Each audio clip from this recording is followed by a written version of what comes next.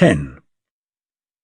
Our narrower task, then, is primarily to determine from such a world survey the state of West Europe and America as at the epoch of 1800 to 2000, to establish the chronological position of this period in the ensemble of Western culture history, its significance as a chapter, that is, in one or other guise, necessarily found in the biography of every culture, and the organic and symbolic meaning of its political, artistic, intellectual and social expression forms. Considered in the spirit of analogy, this period appears as chronologically parallel, contemporary in our special sense, with the phase of Hellenism, and its present culmination, marked by the World War, corresponds with the transition from the Hellenistic to the Roman age. Rome, with its rigorous realism, uninspired, barbaric, disciplined, practical, Protestant, Prussian, will always give us, working as we must by analogies, the key to understanding our own future. The break of destiny that we express by hyphening the words Greeks, Romans, is occurring for us also, separating that which is already fulfilled from that which is to come. Long ago we might and should have seen in the classical world a development which is the complete counterpart of our own Western development, differing indeed from it in every detail of the surface, but entirely similar as regards the inward power driving the great organism towards its end.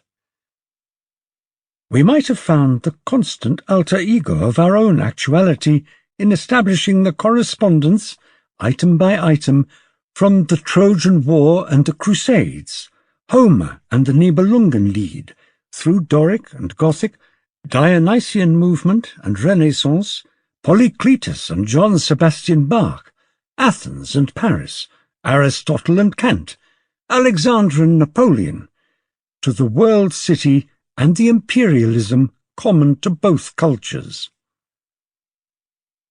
Unfortunately, this requires an interpretation of the picture of classical history very different from the incredibly one-sided, superficial, prejudiced, limited picture that we have in fact given to it. We have in truth been only too conscious of our near relation to the classical age, and only too prone in consequence to unconsidered assertion of it.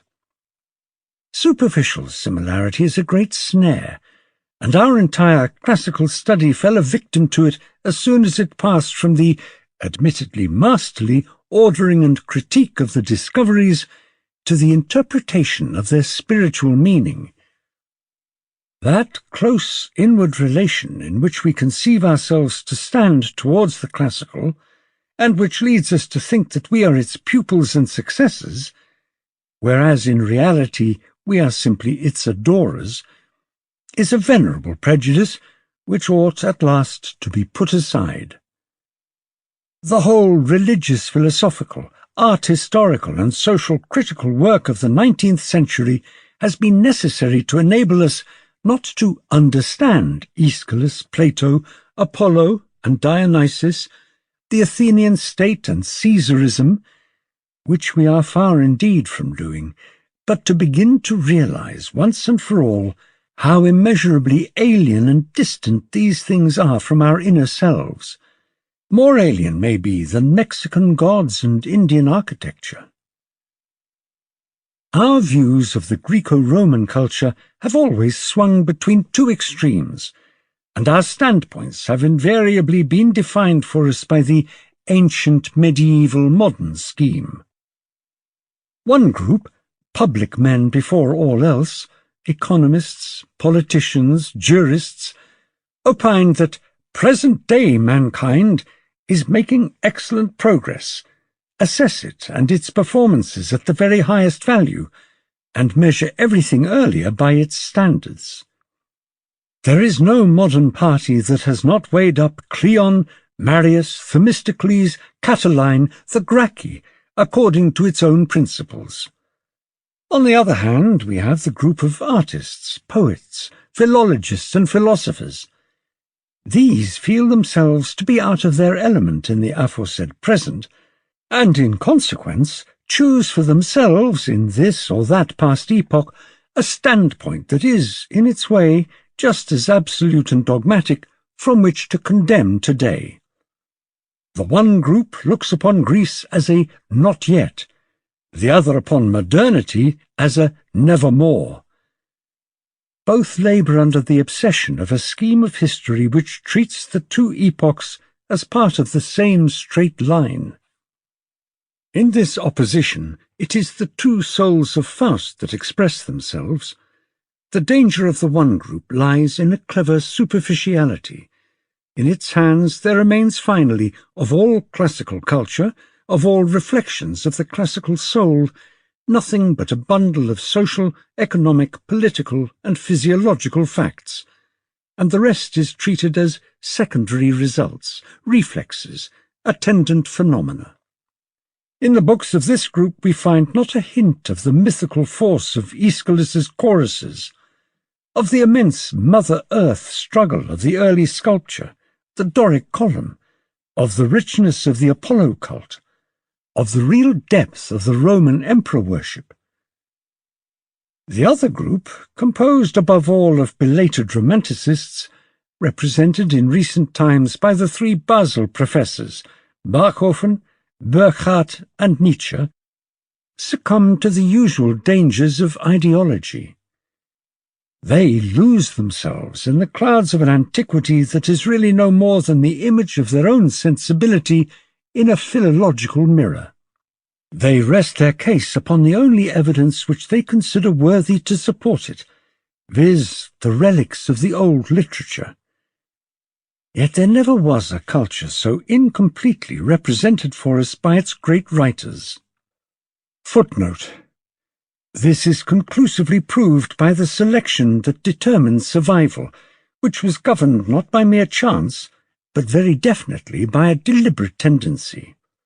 The Atticism of the Augustan age, tired, sterile, pedantic, back-looking, conceived the hallmark classical, and allowed only a very small group of Greek works up to Plato to bear it. The rest, including the whole wealth of Hellenistic literature, was rejected, and has been almost entirely lost.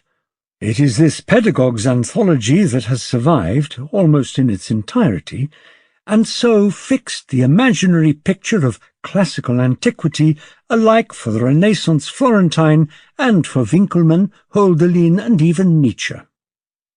End of footnote. The first group, on the other hand, supports itself principally upon the humdrum material of law sources, inscriptions, and coins, which Burckhardt and Nietzsche, very much to their own loss, despised, and subordinates thereto, often with little or no sense of truth and fact, the surviving literature. Consequently, even in point of critical foundations, neither group takes the other seriously. I have never heard that Nietzsche and Mommsen had the smallest respect for each other. But neither group has attained to that higher method of treatment which reduces this opposition of criteria to ashes, although it was within their power to do so. In their self-limitation, they paid the penalty for taking over the causality principle from natural science. Unconsciously, they arrived at a pragmatism that sketchily copied the world picture drawn by physics and, instead of revealing, obscured and confused the quite other-natured forms of history.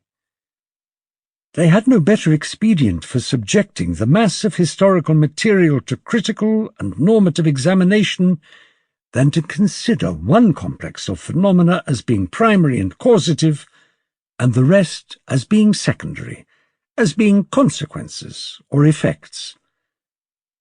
And it was not only the matter-of-fact school that resorted to this method.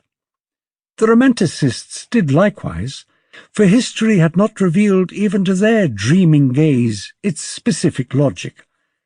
And yet they felt that there was an imminent necessity in it to determine this somehow, rather than turn their backs upon history in despair, like Schopenhauer.